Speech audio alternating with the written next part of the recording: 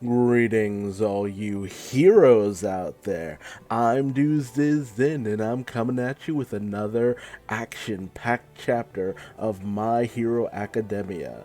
This time it's chapter 241, titled Answer the Interviews, where we're having just that, an impromptu interview for the most part with Todoroki and Bakugo after before we switched over to the villains arc, they had that big showdown in the street with the guy who could create carbonated water using his abilities, and he was using it on the snow, and he and his gang were rushing through the streets, getting everybody's purses and wallets and all that good stuff, and Todoroki and Bakugo stepped forward in order to oppose him.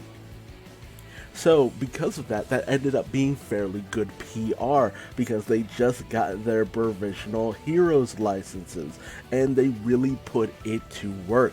However, the downside being that Bakugo has a very aggressive personality.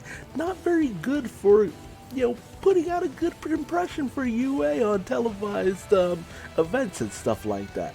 Whereas Todoroki, he has a very subdued personality, which is at least amiable.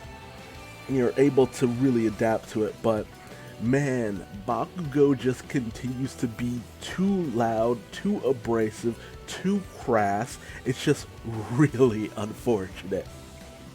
I also love the cover page where you see Deku putting the heroes back in My Hero Academia, and Bakugo's ready to straight up yeet the villain sign. Very good stuff. But when we actually see the results of the interview, we find out they completely cut out Bakugo. He's still shown as being there, but any lines, any comments that he made, completely cut out, which Sero and Kaminari are just cracking the hell up out of. And I love Uraraka just commenting that, yeah, they probably did that to protect his image for the most part, because he just really has a bad image in terms of stuff like this. We also see a news report in terms of the major catastrophe that happened in Denka City, with the heroes being none the wiser that it was the result of a battle between the Superhuman Liberation Army as well as the League of Villains. Intense stuff. But he just says something very interesting, that the resulting destruction was even greater in scale to the destruction that happened in Camino Ward, which really tells you the amount of power that Tomura is able to put out, and just how having those two giants in terms of ability clash was just that great. And it goes to show you, just because All for One had so many different types of power behind him, doesn't necessarily mean he had that much power.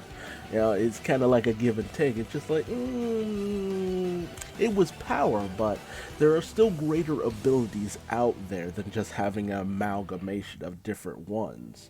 But there's a bit of a divide in terms of how the public opinion and government opinion is towards the, fake news, more or less, that people of Denka City fought back against the villains we're in, and they took to the streets to find out people's opinions. Um, Honestly, some people feel that blaming the survivors of the attack is ridiculous, which, yeah, in a situation like that, in my opinion, yeah, it would be. If a group of thugs came in and your only resort was to fight back because your lives were on the line, then yes. What were you expecting them to do? Just sit back and just die? No, absolutely friggin' not.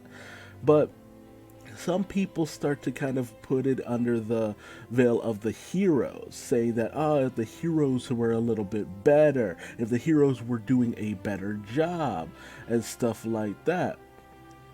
Some people feel that, this is Some people feel that it's because the heroes just haven't had the proper training or are not viable enough.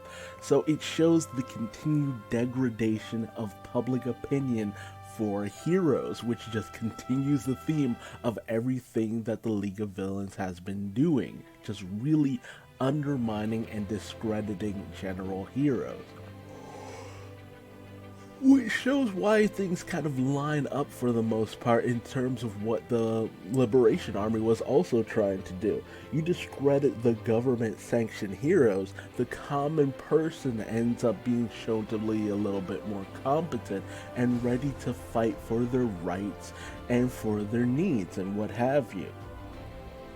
However, Uraraka does mention that the kid is like was like, "Can't you see he's fighting for all of us?" with Endeavor and all that. Points out that while opinions on heroes hasn't really been that stellar lately, are still people who do kind of you know, root for Endeavor, still find him favorable because of the whole incident with the high-end Nomu and all that good stuff. However, in comes Mount Lady as well as Midnight, commenting on the fact that yes, while Endeavor is kind of getting a little bit of favorable reviews, that's not really the greatest thing.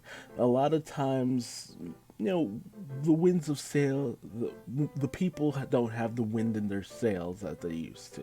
You're not really getting everything that you need from these heroes, and they need to reinforce the feelings of belief that people have in the heroes to give them a sense of confidence, the sense of that things will be alright. And that's why Mount Lady as well as Midnight will be teaching a special course, specifically in how to deal with media exposure, which, Mount Lady is all about. It's a bit of a seminar, just kind of teaching the kids how to carry themselves in terms of interviews because of, more than likely because of the debacle with Bakugo.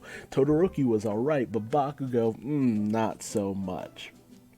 So they basically set up a practice interview session with Todoroki going first and, talking about how he did during his time out in the field.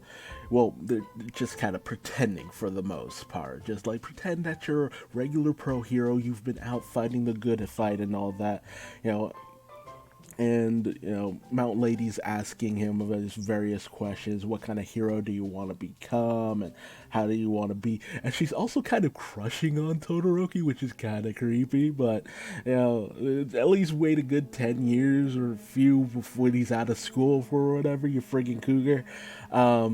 She's not even that old, but whatever. And it also shows off one of his more powerful signature moves in order to show what he's able to do. He's got this massive ice water wall or something that kind of combines his ability to suppress villains' attacks that he calls the Heaven's piercing ice wall and all that good stuff. But really cool stuff, really awesome abilities and all that. But they do question the ability that he showed off during the battle against Class B, the Flash Fire Fist. But ultimately, Todoroki wants to create an ability all his own, and he feels that he's not really able to hold a candle to his dad at this point. And he's want to climb even higher and all that good stuff. Although one thing Mount Lady tries to get him to wade a little bit more into his charm and appeal towards ladies, saying, "Oh, they'll drop dead at the sight of you," but Todoroki very much does not seem to understand idioms when it comes to stuff like that. But when Tokuyami kind of thinks about it, it's just like, okay, so we're showing off our signature moves and all that. Mount Lady does express the fact that it's to get the people to understand who you are, to see a glimpse of your abilities, to show off what you're able to make work. That way you can be paired with certain people who might be able to highlight your skills, or you might be able to compliment as well. And it's also a way of sending a warning to the villains that I am a powerful hero. I've got this. And giving people a feeling like, yes, we can put our faith in this person because they're so strong, they're so powerful, and all that good stuff. It's hyping. It's, for the most part, it's what's used in wrestling and stuff like that. Oh, these bolstering and bravado, and to put on a good show and just be like, oh, you'll never defeat me, and blah blah blah. You know, that's a kind of a major thing in Japan. I don't see it too much here in America, but Ida's turn, he, puts in that, oh, I am the inheritor of my brother's will. Yayorozu going the route of confidence. Oh, Uraka going the route of, fun and free and taking the edge off. Tokuyami, deeply dark, mysterious, got this, oh, I am triumphant and I will bring glory. And, Kirishima going for like, oh, you can always stand behind me. I will never be defeated and all that good stuff. One thing worth pointing out though is Denki Kaminari. During this whole montage, we see him making the kind of finger gesture that, liberation symbol that the Liberation Army had going in this brief split panel that you see right at the bottom, which really brought a lot of people to question, is Kaminari the spy? Is that it? Because a lot of people have been theorizing behind that, especially in terms of the fact that his original design had him looking kind of like a villain. But it really does kind of raise the questions like, of all things he could be doing, why that? Why that symbol? Like, dude, nah, it couldn't be. It feels too weird. But at the same time, it's the one that everyone has gone to. During the first strike of the League of Villains, they said, oh, it had to be an electrical villain putting out all their, making so their comms wouldn't be able to activate and all that. Oh, it had to be this. Oh, it had to be that. And every turn, a lot of people end up pointing to it was either going to be Ayama or Kaminari. And just having him do that just makes me feel like, okay, is it him? Is it him? We'll just have to wait and see, but and then we get to Bakugo, and it's just, he's still crass, he's still demeaning, he still just really does not know how to approach people for the most part. And even, start to kind of suggest that maybe he should take lessons in avoiding the media, if anything else. And then when it comes down to Deku, Deku is very trembly, he's stiff, he can't control his volume, he starts to run off at the mouth, he is a mess up there. And, he's not really one for being in the spotlight, so I'm not surprised he's bad at something like this. But Midnight asks him the hard question, the power he showed off during the training, the Black Whip. Has he been able to bring it under control? And so Deku takes a moment to really think about it, because he hasn't really done anything with it. He has kind of just locked it away within his being and not really wanting to bring it out for fear of hurting others. But ultimately it's a part of him. It's this ability that he's going to have to master, and he should be the one to choose how he unlocks it. It shouldn't be this thing that rages out of control. It's this thing that is a part of him, and he should be able to bring it out at a moment's notice. So, as everyone waits with bated breath, he's slowly able to bring out just a little bit, just kind of a blorp, a little blurp of it, which he's ecstatic. He was at least able to show some form of control over it. He's gained access to this new ability, and he's actually shown that he's able to at least bring out a little bit of it. Although it's not really impressive to anyone else. It's just like, oh okay, that's it? that's it. But, a little bit's better than nothing, considering how badly the first time around went. But Principal Nezu comes and meets up with All Might, who is really starting to look worse for wear. Like, he is thin to the point of insanity. It is, you thought he was cartoonishly thin and gangly before. It's even worse now. Get a little worried about him. He's withering away to nothing, but he's been trying to, go over the, other successors for One for All and all that. But we found out a bit of a report from Nezu, namely that the internships will be restarting despite the fact that it was shut down for, obvious reasons.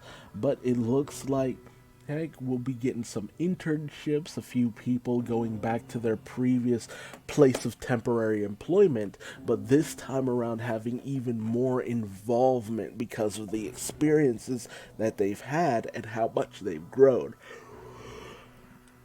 They'll be able to do a lot more and hopefully see a lot more action in the field, which will be fun. But hey, tell me your thoughts and theories and feelings in the comment section below. How much mastery will Deku be able to draw out in the next story arc?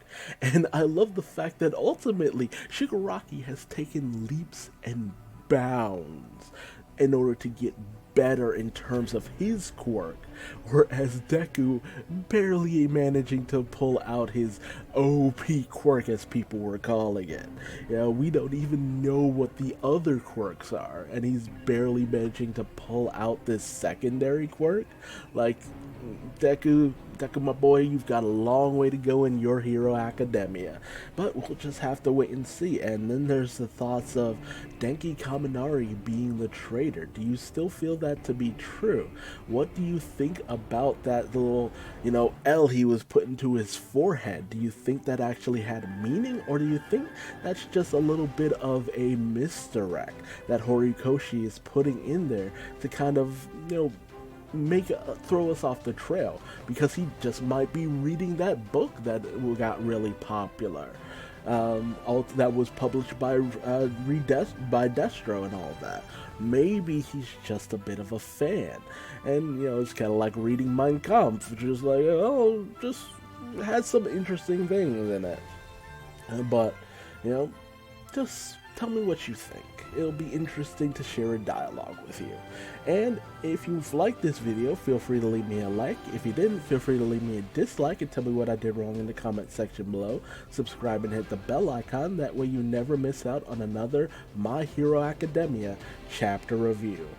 And if you want to find me on social media, just Google Duuz-Diz-Din. I'm everywhere. Twitter, Instagram, Snapchat, TikTok sometimes, wherever.